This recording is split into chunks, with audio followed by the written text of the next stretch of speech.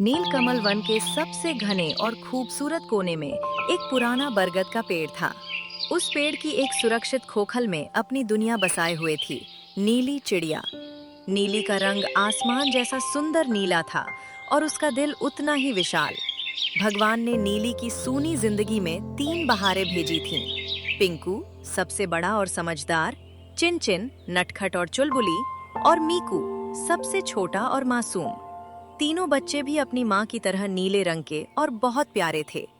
नीली दिन भर जंगल के कोने कोने में जाती, पके हुए फल और अनाज के दाने चुनती। जब वो शाम को लौटती तो बच्चे खुशी से चहकने लगते। खाना खाने के बाद नीली अपने बड़े बड़े नीले पंखों के घेरे में तीनों बच्चों को समेट लेती और एक मीठी सी लोरी सुनाकर सुलाती थी। पूरा घोंसला खुशियों की चहचहाहट से गूंजता रहता था। परंतु सुख के दिन जल्दी बीत जाते हैं। उस साल नीलकमल वन की बदकिस्मती शुरू हुई। मॉनसून के दिन आए पर आसमान में बादलों का एक कतरा भी नहीं दिखा। धीरे धीरे हफ्तों से महीने बीत गए पर बारिश की एक बूंद नहीं गिरी। हरी भरी घास सूखकर पीली हो गई, नदियां कीचड़ में बदल गईं और पेड़ों के पत्ते झड़ने लगे। पूरे जंगल में अकाल पड़ गया। एक दोपहर नीली भोजन की तलाश में भटक रही थी कि उसे रास्ते में चीकू बंदर मिला। चीकू बहुत उदास था। उसने नीली से कहा, नीली बहन, इस जंगल को किसी की नज़र लग गई है।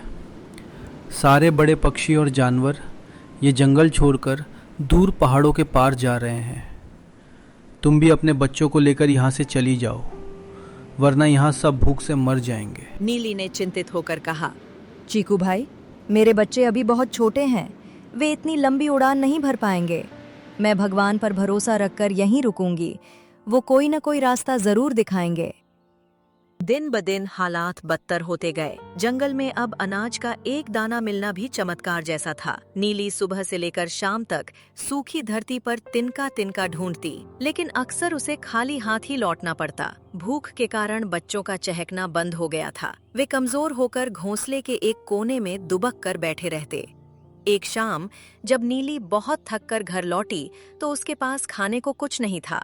सबसे छोटा बच्चा मीकू रोते हुए आया और नीली के पंखों से लिपट गया। माँ, पेट में बहुत चूहे कूद रहे हैं, कुछ खाने को दो ना। नीली की आंखों में आंसू आ गए, लेकिन उसने खुद को संभाला। उसने अपनी पुरानी रसोई की पोटली खोली। उसमें से केवल 2 मुट्ठी सूखा बाजरा निकला। नीली ने सोचा, अगर ये भी खत्म हो गया तो कल मैं अपने बच्चों को क्या खिलाऊंगी। नीली ने भारी मन से चूल्हा जलाया। आग की लपटें जैसे जैसे ऊपर उठ रही थीं।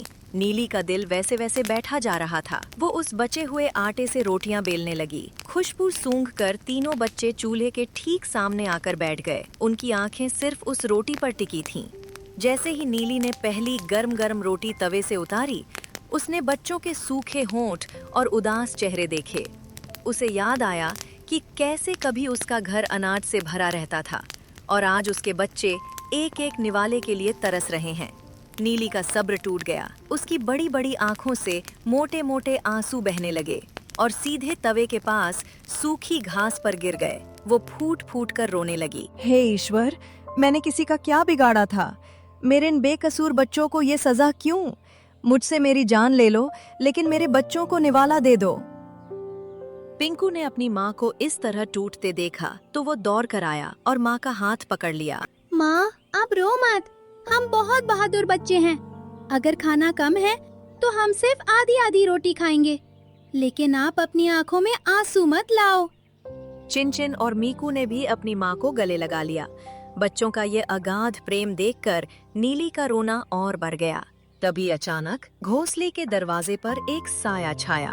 नीली ने आंसू पोंछकर देखा तो वहाँ एक बूढ़ा, बदसूरत और जख्मी कबूतर बैठा था। उसके पंख टूटे हुए थे और वह भूख से थर थर कांप रहा था। उस बूढ़े कबूतर ने बेहद कमजोर आवाज में कहा, बेटी, मैं 3 दिन से भूखा हूँ। इस सूखे जंगल में उड़ते उड़ते मेरे प्राण कंठ तक आ गए हैं। क्या इस बूढ़े को एक टुकड़ा रोटी का मिलेगा? वरना आज रात मेरी आखिरी रात होगी। नीली के सामने अब जीवन का सबसे बड़ा धर्म संकट था। एक तरफ उसके अपने कलेजे के टुकड़े थे जो हफ्तों से आधे पेट सो रहे थे, और दूसरी तरफ द्वार पर आया एक मरणासन्न अतिथि। नीली ने बच्चों की तरफ देखा। बच्चों की आंखों में भी भूख थी, लेकिन सबसे बड़े बेटे पिंकू ने कहा, माँ, आपने ही तो सिखाया है कि भूखे को खाना खिलाना सबसे बड़ा पुण्य है। बाबा को रोटी दे दो।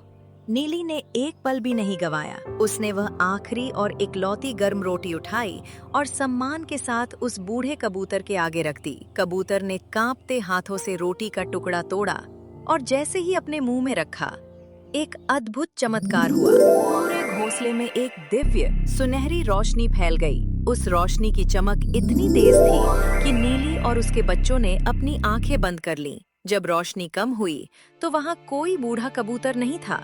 उसकी जगह साक्षात नीलकमल वन के देवता अपने भव्य रूप में खड़े थे। उनके चेहरे पर एक दिव्य मुस्कान थी। वन देवता ने वात्सल्य भरे स्वर में कहा, जागो नीली, अपनी आंखें खोलो।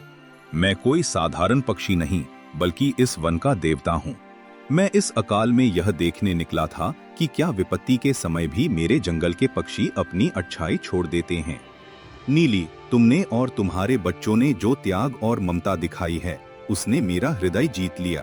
वन देवता ने अपना हाथ हवा में लहराया। देखते ही देखते नीली की रसोई के सारे खाली बर्तन, मटके और पोटलियां सोने के दानों, ताजे फलों और मीठे पानी से लबालब भर गए। वन देवता ने नीली को एक जादुई सोने की हांडी देते हुए कहा, ये तुम्हारी ममता का पुरस्कार है नीली। इस हांडी से जितना भी अनाज निकालोगी, ये कभी खाली नहीं होगी। अब इस जंगल में कोई भूखा नहीं रहेगा। आशीर्वाद देकर वन देवता अंतर्ध्यान हो गए।